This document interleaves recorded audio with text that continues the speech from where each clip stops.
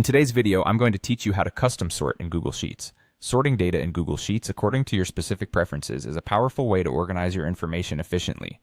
Whether you're working with a large dataset or a simple list, custom sorting can highlight key insights and streamline your workflow. Let's get started. First, you'll want to begin by selecting your table. This step is vital as it defines the specific set of data you'll be working with. To do this, click and drag your mouse over the entire range of cells that you need to sort. If your table includes headers at the top, be sure to include these cells in your selection. It's important to note that selecting the right range ensures that all your relevant data is considered during the sorting process. Once you have your table selected, navigate to the top of your Google Sheets interface and click on Data. A drop-down menu will appear, and from this menu, select Sort Range. This option is your go-to tool for customizing the order of your data according to various columns. After you've clicked Sort Range, before it, a dialog box will pop up. Here you'll see an option to check whether your data has a header row. Checking this option is crucial if your table includes headers because it allows Google Sheets to differentiate between title rows and actual data rows. It ensures that your headers remain on top and untouched as you proceed with sorting the data underneath them. Otherwise, your headers might get mixed up with the actual data, which can be quite confusing.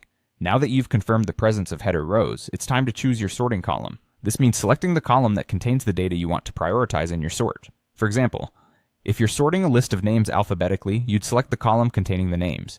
Specify whether you want the data sorted in ascending or descending order to suit your needs best.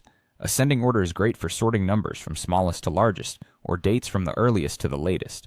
Conversely, descending order can help when you need the highest totals or the latest dates at the top. If you have more than one criterion for sorting, you can add another sort column.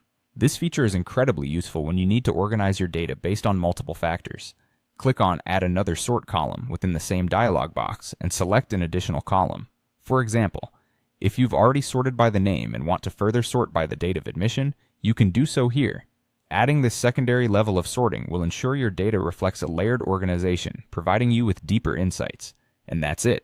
Once you've set your sorting preferences, click Sort, and watch your data transform into an organized, easy-to-read format. Congratulations, you've successfully learned how to custom sort in Google Sheets. With these skills, you can now manage your data more effectively, making it a breeze to analyze and understand. Thanks for watching, and see you next time for more useful tips and tricks in managing